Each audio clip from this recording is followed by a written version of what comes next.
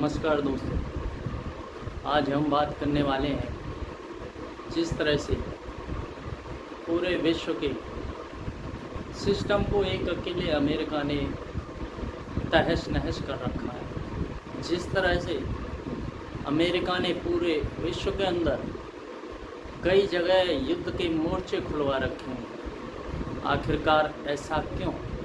क्या ये अमेरिका फिर से विश्व युद्ध की ओर पूरे विश्व को धकेलना चाहता है?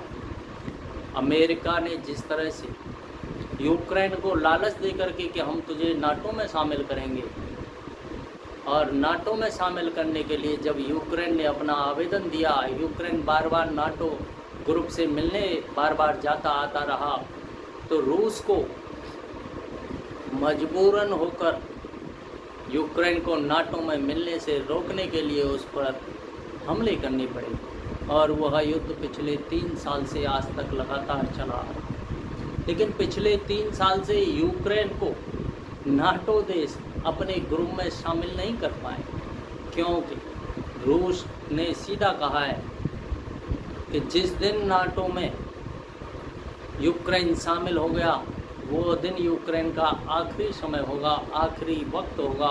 इसलिए नाटो यूक्रेन को सोच समझकर अपने ग्रुप में शामिल करे।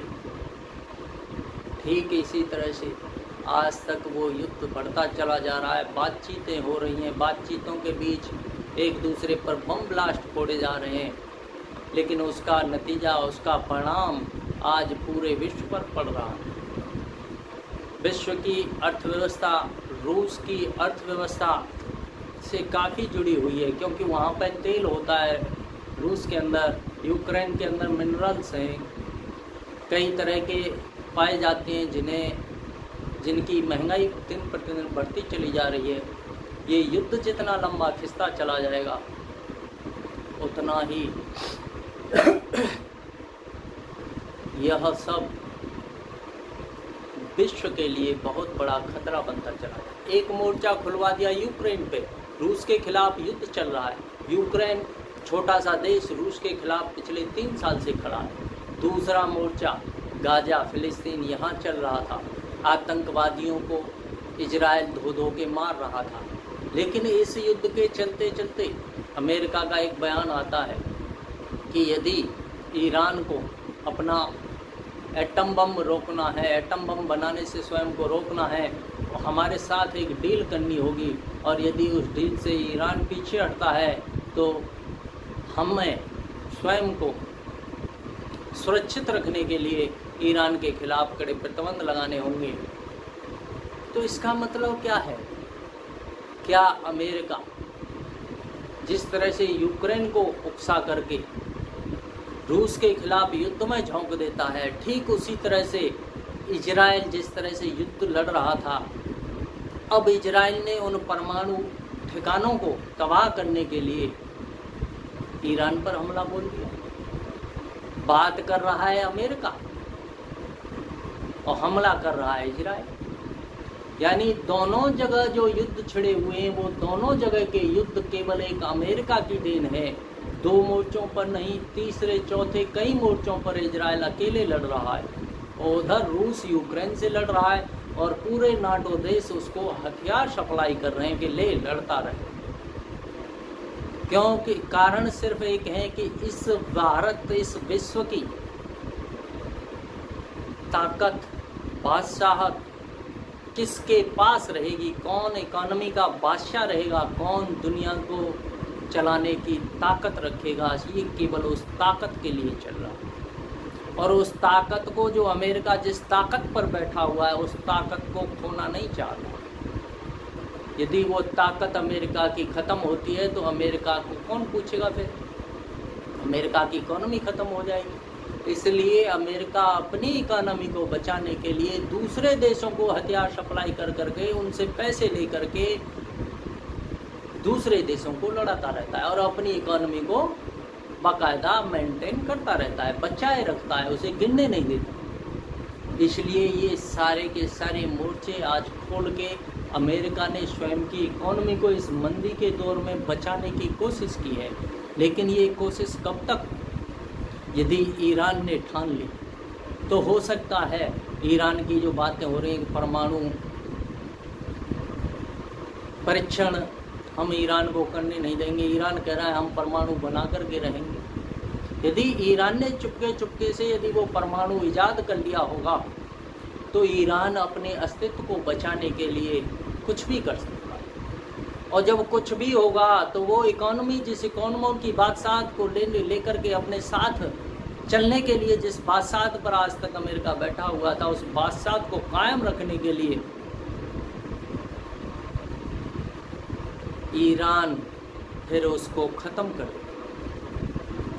क्योंकि जब ईरान का ही अस्तित्व नहीं बचेगा तो ईरान भी अमेरिका, इजराइल, जहां उसका मन होगा, जिस नाटो देश के खिलाफ, जिस नाटो देश पर वो अपना वो एटमी बम फोड़ देगा। क्योंकि उसे दिख रहा है कि हम तो बर्बाद होते चले ही जा रहे हैं। जब युद्ध इसी तरह से बढ़ता रहा, और ये युद्ध रूस यूक्रेन की तरह नहीं चलेगा, क्योंकि ये कट्टर दुश्मन है। रूस यूक्रेन, रूस समझदार है, यहाँ इजराइल और ईरान दोनों अपने अस्तित्व की लड़ाई लड़ रहे हैं। इजराइल एक छोटा सा देश बहुत सारे इस्लामिक राष्ट्रों के बीच घिरा हुआ है, और सारे इस्लामिक राष्ट्रों ने मिलकर के उस पर हमले करके देख लिए, लेकिन उसका कुछ नहीं हुआ। अब ईरान के अस्तित्व पर खतरा मंडरा रहा है, क्योंकि अमेरिका ने उसके परमाणु परीक्षण को या उसके परमाणु हथियारों को ख़त्म करने के लिए उससे डील करना चाहा, लेकिन वो उस डील से पीछे हट चुका है और अमेरिका को ठेंगा दिखा चुका है। तो आखिरकार इस सब से होने वाला क्या है? होने वाला यही है कि बहुत जल्द ये विश्व इसी तरह से अमेरिका इस दुनिया को युद्ध में झोंकता चला गया तो बहुत जल्द एटमी हथियारों के विस्फोट होंगे। एक चीज़ और रह जाती है यहाँ, आज तक अमेरिका ही पाकिस्तान को भारत के खिलाफ लड़ाता रहा। अब भारत को पिछले 4-5 सालों से, या कहिए 6 सालों से, या जब से मोदी सरकार आई तब से भारत को बार बार चीन के खिलाफ उकसाने की कोशिश की है, लेकिन भारत ने कभी कोई गलत कदम नहीं उठाया। क्योंकि भारत जानता है युद्ध में यदि हम उलझते हैं तो हमारी इकोनॉमी ख़त्म होगी, हमारी अर्थव्यवस्था ख़त्म होगी, हमारे यहाँ का बिजनेस मॉडल ख़त्म होगा, हमारे यहाँ के लोगों की तरक्की रुक जाएगी, और हम हो सकता है कि दशकों पीछे चले जाएं। हम पीछे जाना नहीं चाहते, हम सिर्फ आगे बढ़ना चाहते हैं। इसलिए हमने चीन के खिलाफ इसकी अमेरिका की जो हमें चढ़ाने की नीति चल रही थी, उस नीति को ही हमने दरकिनार कर दिया, और उस नीति को हम समझ करके आज तक काम कर रहे हैं। अब निर्णय क्या होने वाला है? इस युद्ध के जो आज तक पूरे विश्व के अंदर युद्ध चल रहे हैं, उन युद्धों को अमेरिका ही क्यों कराता है? किसी भी देश को चने के झाड़ पे चढ़ा करके क्यों ख़त्म करना चाहता है? उस देश को ही वो क्यों लड़ाना चाहता है? स्वयं आगे आकर के उस देश से क्यों नहीं लड़ता? इसका सबसे बड़ा कारण यही है कि अमेरिका अपने हथियारों को बेच करके, अपने हथियारों की बिक्री करा करके अपनी अर्थव्यवस्था को बचा करके दुनिया की बादशाहत कायम रखना चाहता है। और वो दुनिया की बादशाहत कायम रखने के लिए किसी भी हद तक जा सकता। उसके अंदर ना मानवता है, वो ना मनुष्यता। जो भी वहाँ पे राष्ट्रपति या बादशाह बन करके बैठता है, उसके अंदर कोई मानवता या कोई मनुष्यता नहीं होती। वो केवल एक चीज़ सोचता है कि हम दुनिया पे किस तरह से शासन करते रहेंगे, किस तरह से दुनिया को नचाते रहेंगे, और वही सिस्टम वो आज तक चला जा रहा है। तो मैं यूक्रेन से भी कहना चाहूँगा, रूस से भी कहना चाहूँगा, इजराइल से भी, ईरान से भी, और जो आज तक फिलिस्तीन गाजा का जो हाल हुआ उन सारे लोगों से भी कहना चाहूँगा कि अमेरिका की दोहरी नीति को आप लोग समझिए।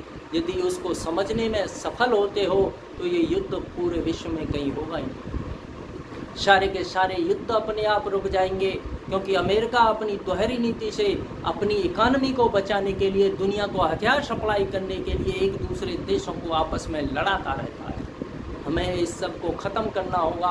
हमें अमेरिका जिस तरह से उकसा करके देशों को आपस में लड़ा रहा है, उस सिस्टम को अमेरिका के को ख़त्म करना होगा, उसकी चालों को समझना होगा। यदि हम उन चालों को समझने में सफल हुए तो ना कहीं युद्ध का कोई खतरा होगा, ना कहीं कोई परमाणु का खतरा होगा, सब अमन और चैन होगा। इसलिए आइए मैं सारे के सारे देशों से अपील करता हूँ कि शांति की ओर अग्रसर हों। इसी में सबका हित है, इसी में सबकी भलाई है।